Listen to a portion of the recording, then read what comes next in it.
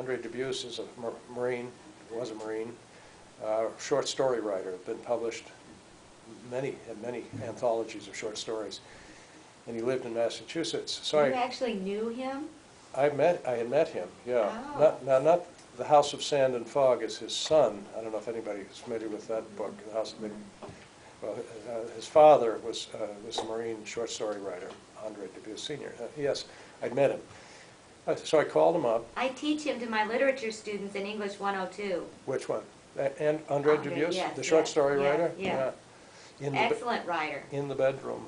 They made a movie out of that, I think. But anyway, I called up Dubus, and he was a very nice guy, and having been a Marine, it was the same thing like with McEwen. I said, can you help me out? He said, well, why don't you get in touch with my agent, a fellow in New York, and I'll tell him that you're going to contact him, which he did. And I got in touch with this guy, and he said, send me some of the manuscript, and I did.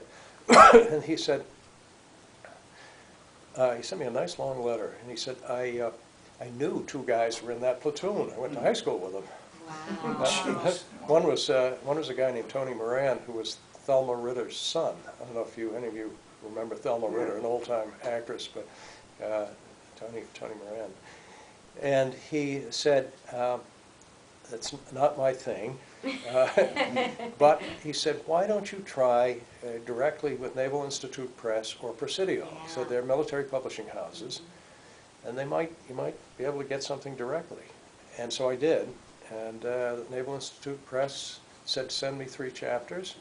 I did, to the acquisitions editor, and they sent it out to a couple of published authors of military stuff. One came back with a raving, glowing review, and the other was okay. And so they took the book. So I wound up getting it without having an agent. But I think that's unusual in the industry. You know better than I. Did they pay you in advance or anything like that? No. That's not unusual in the independent press industry. Yeah. It is unusual for something like the U.S. Naval Institute Press, based on the nature of this book, the subject, and the importance of it historically. I can understand why they would have wanted to publish it right away. Yeah, and they did. And you know, it's like a university press, I think. Mm-hmm. It's basically what it is. And I was told that, you know, they were going to print 2,500, I think was the first go-around. They wound up selling about, or just around 5,000 in hardback. Wow. And then they decided that, you know, the sales were diminishing all the time, and so they weren't going to continue it. So I contacted the University of South Carolina Press, and they brought it out in paperback. So that's the issue I have here now. So how many copies total did you sell, perhaps in hardback, do you know? Around 5,000. And what about since it's come out in paper, do you know? About 1,000.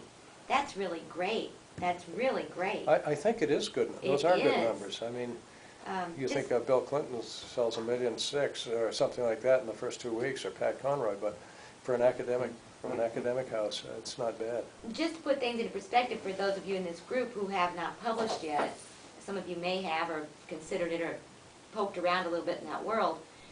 For a small press like Press 53 that's published an anthology, or the University of South Carolina Press, or even the Naval Institute Press, to sell 5,000 copies of a book is great.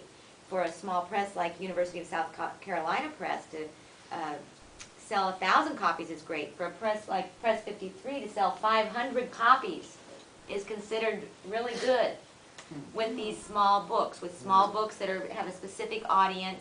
Unless you can get some real attention directed towards it, some real build-up somehow, some real buzz created. And today authors try to do that through using Facebook and Twitter and the internet. As far as getting an agent, I'm not surprised in the least that you didn't get one. Today, in the current corporate publishing world, it's very difficult to get an agent. In fact, the agent is the last thing you need to be looking for. What most people try to do now, many beginning writers think that, oh, I've got this great story, I've got this great book, let me find an agent so that I can get a publisher for my book. No.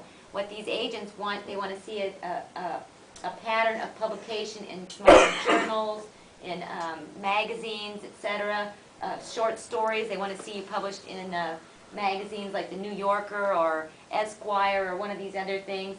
And most of those you can't get into without an agent. So it's a very difficult area to break into. Very difficult to break into publishing. And as far as the major corporate publishers, unless you're somebody like this man who wrote Soul Survivor, what was his name, the Navy SEAL who wrote Soul Survivor, the movie is going to be coming out soon. Unless you've got a story like his that you can tell about your whole platoon being destroyed in Afghanistan and you're awarded the Medal of Honor and by President Bush, you're not going to find a corporate publisher that's going to buy your story. You're going to be publishing your story through a small press if you're lucky enough to find one. If you're lucky enough to find one that will publish your book. And they're not going to pay you in advance. You're strictly going to earn royalties. And your royalties will be based on the amount of books that are sold at the actual retail price. So if all your friends and family buy the books, or the people in the anthology, the contributors buy the books at 50% off, there are no royalties, right? So you have to create a buzz about yourself as a writer if you want to break through. And even then, there are so many writers that never break through.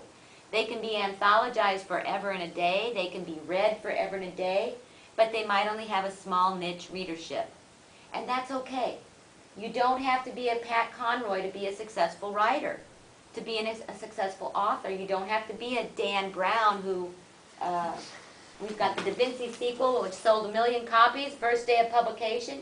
Hey, let me tell you, Dan Brown said that he has anti-gravity boots in his office in this article that he hangs himself upside down from. He's got a little deal with the sand in it, one of those hourglasses. Yeah. He tips it upside down, and when that hour is passed, he's got to stand up and move away from his desk because he gets lost in the same zone that you get lost in. And Dan Brown has to establish his writing routine from at 4 o'clock in the morning until a certain number of hours has passed, just like Hemingway established his writing routine where he actually stood up and typed on his Royal Manual typewriter that was sitting up on a bookcase. He had his routine. Dan Brown has his routine. You stick with it and you stick with writing, you don't know what's going to happen. Which brings me to my next question. We can go back more on publishing, but the next question here is the movie interest. This seems to me like this would be a great film, and the way that you've written it so creatively from the points of view of these, you're exploring the human interest aspect, from McEwen's aspect, from the recruits aspect, from the prosecutors and the defense attorneys aspect, and then you're putting your own spin on it as far as the person who's done the analysis and the synthesis. Why isn't this a film yet? As I was saying before, I don't understand the industry at all. I have no experience with it. It's strange to me. Now, I've had, I don't know, 8 or 10 calls from people who profess at least to be out in Hollywood, and they have an interest in it, and then they're gone. They disappear. They vaporize. I did have 2 people who paid who are basically promoters, paid for the rights. Didn't pay much money, but they paid me for the exclusive rights to try and pitch it to Hollywood. And, you know, they're full of helium. You know, well, Richard Dreyfuss is very, you know, I'm sure his studio picked this one up. Nothing came of it. I mean, they try, but I don't know what the competition is out there or what it is, or I think it's just you happen to hit the right person at the right time. That's what it is, a lot of it, I believe it is. Yeah. And so, yeah, I think it's a natural story. I think it could be a real dramatic story. And there's a movie. It just has an ending until what he said. The end of the movie would be a DI taking his platoon to Ribbon Creek and saying just what he said to him. That'd be the complete, the end of the movie. Yeah. Would be what? What would he say to him? That would be the end of the movie. What would be? I wish I could take you in there and drown you or something. I disagree completely. I think the end of the movie would be the epilogue with the men standing there and being told by Colonel Valentin that we were wrong about this. You know, that might be the start of the movie. That might be the start of the movie, just like as it was Saving in Private Ryan, you know? Yeah. You start with that, and then you work it back like a flashback kind of approach.